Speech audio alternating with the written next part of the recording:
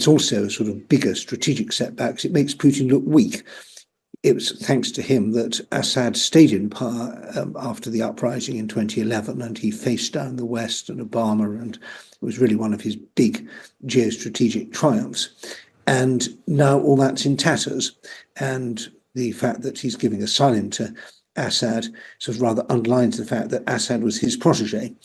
And so he's got to eat the sort of ashes of defeat there. The Prime Minister has announced an £11 million additional humanitarian payment to Syria after the fall of Bashar al-Assad. Foreign Secretary David Lammy has been speaking in the House of Commons. Madam Deputy Speaker, as this government came into office, some in the international community and some in this House asked whether we would re-engage with Assad. His Russian and Iranian allies have long championed him. Last year, he returned to the Arab League, and increasingly other governments were also starting to step up their presence in Damascus. Madam Deputy Speaker, this government chose not to re-engage. We said no, because Assad is a monster. We said no because Assad was a dictator whose sole interest was his wealth and his power. And we said no because Assad is a criminal who defied all laws and norms to use chemical weapons against the Syrian people. We said no because Assad is a butcher with the blood of countless innocents on his hands.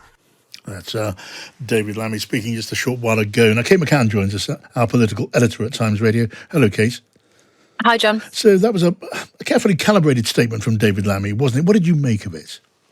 Well, it was carefully calibrated, but it was also fairly robust in language. At one point, David Lammy, the Foreign Secretary, said that Assad is the rat of Damascus and how fitting that he should end up fleeing to Russia.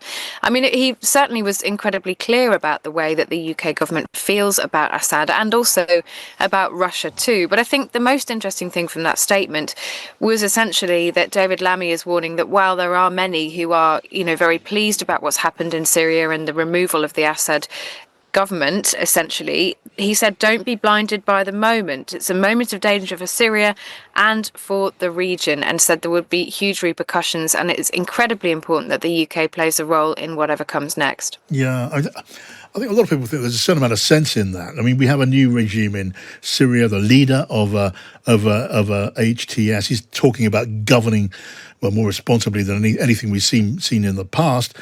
But the government is not taking it simply at face value, and it would be sensible to take that line. It is sensible, but it does pose a bit of a problem for the government because HTS is a prescribed organisation, and in the morning lobby briefing with the Prime Minister's official spokesman this morning, it was made very clear that the government currently has a policy where it will not interact, negotiate or talk to proscribed organisations. So if the government wants to have any dialogue with HTS in Syria, then it would need to remove that status, essentially, and that would be a risk. And from David Lammy's own statement, and actually from Priti Patel's statement too, the Shadow Foreign Secretary, it's clear that the House is united in the sense that while, there is a bit of a watch and wait moment, they were prescribed for a reason, and it would be very difficult to say right now, OK, we should lift that. What it means realistically is that the UK has to speak to partners and allies in the region and maybe use those channels to make sure its influence is heard. And in fact, David Lammy announced the 3 priorities that will drive him in the next couple of months. They are to protect civilians, including minority groups, and you mentioned the money that will be available for that, to secure a negotiated settlement and to prevent escalation in the wider region. Well, some of that may involve talking to Israel, talking to America too, who also have strong views about especially the weapons that are held in Syria and the groups that may seek to use them. Kate McCann, good to talk to you. Thank you. Let's talk again a little bit later on, Kate, on Pino and Friends after 6 o'clock. Now, I want to welcome Henry Hogger, who's a former British ambassador to Syria. Hello to you. Good evening. So you've been hearing what's been going on at Westminster, the statements from the Prime Minister and David Lammy. What do you make about the way the government's weighing its approach? Well, the first thing I should say is my first-hand Syria knowledge is obviously fairly out of date compared with the Foreign Secretary, who's, of course, being advised by the Foreign Office in light of up-to-date information. I think a cautious approach sounds to me quite right. This group, about which we really don't know a lot, other than that it had its roots in a different named organization that was an affiliate of al-Qaeda some time ago.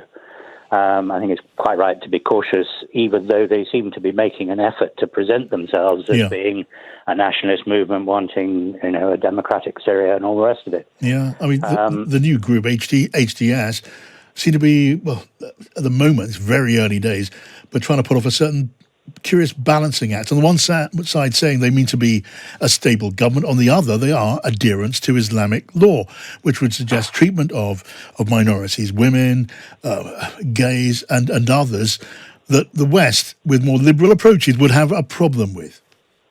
Yeah, I agree with that. I mean, I can't help having a little bit of reverberation from what we saw in Afghanistan when the Taliban came back. Yeah. Where they were saying, we're Taliban too, and we're, much more user-friendly, and we're going to be, we approve of the good treatment of women and all the rest of it. And as things have turned out, they're worse than the original lot in terms of the way they treat women and, human rights generally. So one hopes, obviously, that this isn't going to go the same way. And I think there have been a few signs. I mean, if I understood a news report earlier today, the leader, al-Jolani, has been to see or had a meeting with Christian communities in Damascus, which implies at least that they want to reassure the minority communities that don't necessarily support a rigid Islamist approach to government. And they were probably the community most worried about losing the Assad regime, which, for all the awful things it did, was to some extent protective of minorities because they came from a minority themselves. Yes. I'm just leaving aside for a moment the important matter of the treatment of minorities. Is it fair to say that Russia and Iran, who had, particular uses for Syria as a footprint, a foothold in the region for both of them in their different ways, that those days are now behind us? We can say that with some certainty? There's nothing certain in that part of the world, John, as you very well know. But I think they've certainly both had a setback. I mean, Iran, it's more about losing most of the support of Hezbollah as their stooges in Lebanon and elsewhere.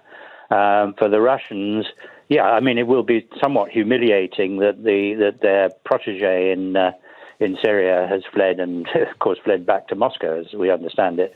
And no doubt their distraction with their own making, with their war in Ukraine, has been part of it, because they must have come to the conclusion that there was nothing more they could do to support Assad in these circumstances, with presumably now limited forces and so on that they've still got in the country. Right. But they will be anxious about losing their naval and air bases near the coast.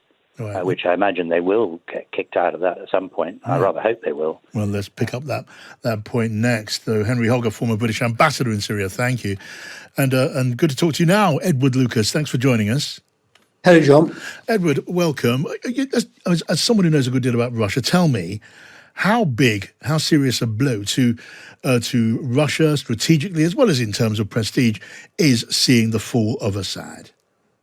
It's a big blow in lots of ways. One, from a practical point of view, these military bases were really important to the Kremlin. It was their only real naval base on the Pacific, and the air base was useful for ferrying people and equipment to Africa, where the Kremlin's been pushing forward hard, pushing the French out of several West African countries, for example. So that's a big setback.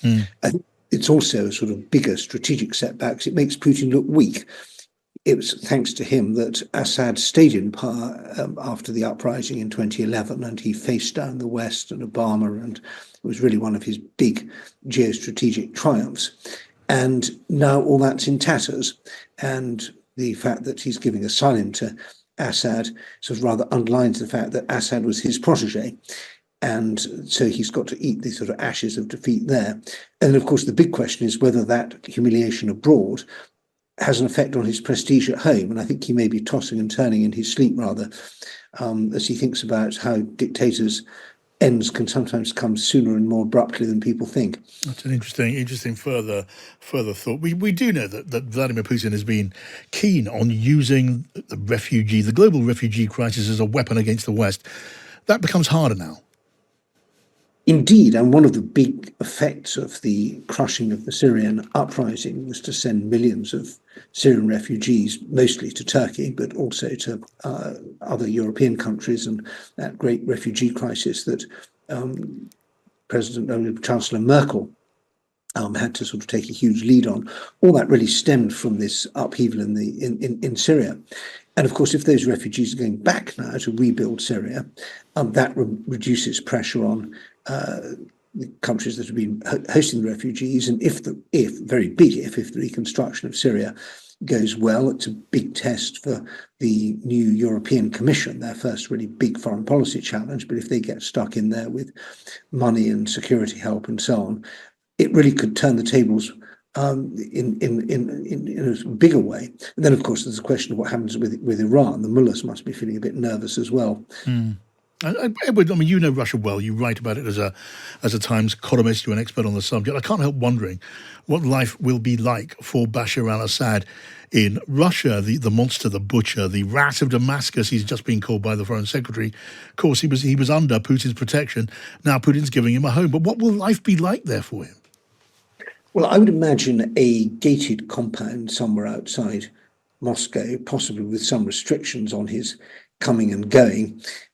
He will be a little bit nervous about his own personal safety. Dictators always are, but actually he'll be as safe as anyone else in the Russian elite. He'll be hoping to high heaven that Putin stays in power, because whoever comes after Putin may not feel the same obligation to host him. I imagine his social life will be a bit restricted. Probably the current Syrian ambassador to Moscow won't want to go back to Damascus, so there may be a few sort of cronies from that world. He may be hanging out with Edward Snowden, another guest of the Kremlin, and perhaps with the deposed Ukrainian leader Yanukovych, who had to run away from Ukraine in a hurry. But it's a weird sort of half-life for these people who basically can't go anywhere else than Russia. And although Russia's obviously a huge country, 11 time zones, and maybe he can go fishing in Kamchatka or something nice like that in summer, it is basically a gilded prison. And we can assume, can't we, safely put, Edward, that Assad, in his private flight out, his route away from Syria, would have managed to stuff a few suitcases full of money and gold bars, and will have a certain amount salted away on unnumbered accounts and that sort of thing. Yes, I'm sure there's a lot of money in Western bank accounts already, and it was an extraordinary sort of mafia regime that the Assads were running towards the end, creaming off aid money, also quite a lot of drugs business, with synthetic drugs being manufactured in Syria and sold abroad. So I don't think they're going to be short of the price of a blob of caviar and a shot of vodka. I think the real problem will not be material hardship, but just the sort of desperate boredom of knowing that your life's over, and perhaps the nagging worry that he'd be much better if he'd stayed as an eye surgeon. Yeah, well, if boredom is the worst of his fate, I'm sure we consider he probably got off quite lightly with that. Edward Lucas, really good to get your thoughts. Thank you. Edward Lucas there, the Times columnist and Russia watcher.